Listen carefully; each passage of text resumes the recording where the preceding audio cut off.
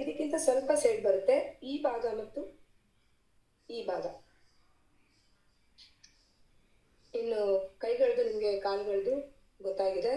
ಇದು ಬಲಗೈ, ಇದು ಎಡಗೈ, ಇದು ಬಲಗಾಲ್, ಇದು ಎಡಗಾಲ್. ಫ್ರಂಟ್ ಪಾರ್ಟ್, ಈ ಪಾರ್ಟ್ ಗೊತ್ತಾಗಿದೆ. ಮೇಯ್ನಾಗಿ ಇನ್ನೊಂದು ನೋಡ್ಕೊಳ್ಳಿ, ರಿಂಗ್ ಫಿಂಗರ್ ಕಡೆಗೆ ಮಧ್ಯದ ಬೆರಳು ಈ ಭಾಗ ಹೋಗ್ತಾ ಇದೀನಿ ನೋಡಿ, ಮೂವ್ ಆಗ್ತಾ ಇದೀನಿ. ಸಯಾಟಿಕ್ ನರ್ವ್ ಪೇನ್ ಬರುತ್ತೆ ಅಲ್ಲ, ಆ ಪೊಸಿಷನ್ ನೋಡಿ. ರಿಂಗ್ ಫಿಂಗರ್ ಕಡೆಗೆ ಎಡಗೈ ಉಂಗುರ ಬೆರಳಿನ ಕಡೆಗೆ ಬರುತ್ತೆ. ಅದು ಮಿಡ್ ಫಿಂಗರ್ ನಲ್ಲಿ ಈ ಪೊಸಿಷನ್ ಇಲ್ಲಿಂದ ಹೋಗುತ್ತೆ,